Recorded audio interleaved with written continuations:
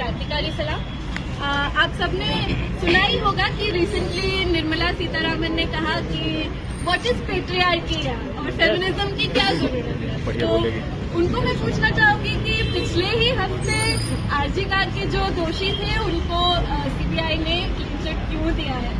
हम जानते ही हैं, मुझे दोहराने की जरूरत नहीं है कि चाहे ब्रिजभूषण हो या कथुआ के रेपिस्ट हो या राम रहीम हो, कौन सा वो सरकार है जो इन लोगों को सपोर्ट करता है और इंश्योर करता है कि असली जस्टिस ना दिया जाए। और हम जानते हैं एज जेएनयू के स्टूडेंट्स कि निर्भया के 12 साल बाद ये वाला जो रोड है मुनीरका से बसंत कुंज तक, वो आज भी रात को कितना अनसेफ रहता है विदाउट एनी स्ट्रीट लाइट्स। और चाहे जेएनयू के स्टूडेंट्स हो या वो महिलाएं हो जो मॉल में काम करने जाते हैं, जब वो रात में नाइट शिफ्ट करके घर जाते हैं तब उनको क्या झेलना पड़ता है वो हम समझ ही सकते हैं। तो 12 साल बाद भी कुछ इतना खास बदला है नहीं। हमारे जेनरेशन के जो लड़कियां हैं, हमारे लिए निर्भया दो चीजें रिप्रेजेंट करती है। एक तो निर्भया वो उदाहरण है जिसके बेसिस पे हमारे माता पिता हमें रात को बाहर नहीं जाने देते, कि कहते हैं कि तुम भी निर्भया जैसे बन जाओगे और अगर तुम्हारे साथ ये होगा तो तुम ही हो इसके लिए जिम्मेदार, क्योंकि तुम ये जान के भी घर के बाहर गए। और दूसरा एक चीज है जो निर्भया हम सब के लिए रिप्रेजेंट करता है, विच इज कि अगर एक महिला के खिलाफ एक हादसा होता है और दूसरी महिलाएं सड़क पे उतर के आती है तब सिस्टेमिक चेंज पॉसिबल है। और ये महिला आंदोलन का इतिहास रहा है, चाहे 1970s में मथुरा रेप केस की बात हो, जब महिलाएं सड़क पे आए और उस बेसिस पे कस्टोडियल रेप के खिलाफ एक कानून बना, या बावारी देवी का केस जिसमें विशाखा गाइडलाइंस बना, या निर्भया का ही केस जिसमें 2013 का पॉश एक्ट बना।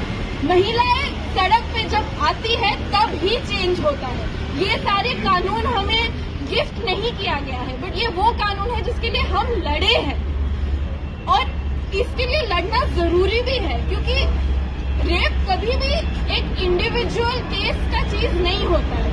आज जब आरजी कार का भी केस हुआ है और हम इन्हीं चीजों के लिए लड़ रहे हैं जो हम 12 साल पहले लड़ रहे थे, जो हम 20, 30, 50 साल पहले लड़ रहे थे।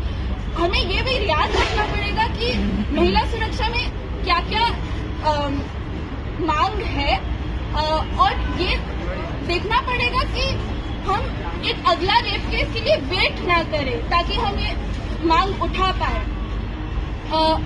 रेप अल्टीमेटली एक इंडिविजुअल आदमी के डिजायर का सवाल नहीं है, वो एक इंडिविजुअल केस जो एक आईसीसी या कोर्ट डील करे सिर्फ उतना नहीं है।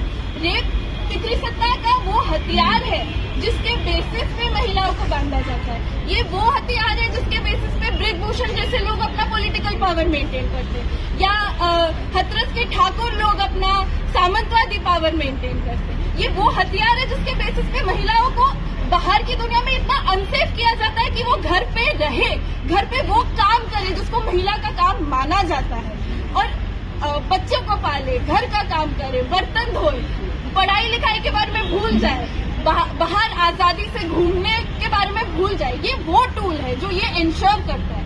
और आज हम ऐसे दुनिया में रहते हैं जब प्रोग्रेस इतना जल्दी जल्दी हो रहा है, हम ये सोच पा रहे हैं कि हम अभी मार्स पे घर बसा लेंगे, लेकिन हम ये नहीं सोच पा रहे कि महिला रात को बाहर जा पाएगी। हम ये नहीं सोच पा रहे कि सरकार इलाके इलाके में क्रैश बनाएगा, कम्युनिटी किचन बनाएगा, वो स्ट्रक्चरल पॉलिसी लेके आएगा जिसके बेसिस पे महिला एक्चुअली घर के काम से मुक्त हो सकती है।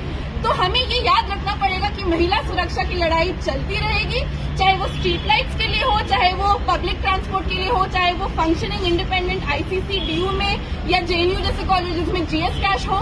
लेकिन महिला सुरक्षा की लड़ाई महिला मुक्ति की लड़ाई से हमेशा जुड़ा रहेगा और हमें महिला मुक्ति के सवालों को भूलना नहीं पड़ेगा, भूलना नहीं चाहिए। यही कहकर मैं बात बंद करना चाहूंगी।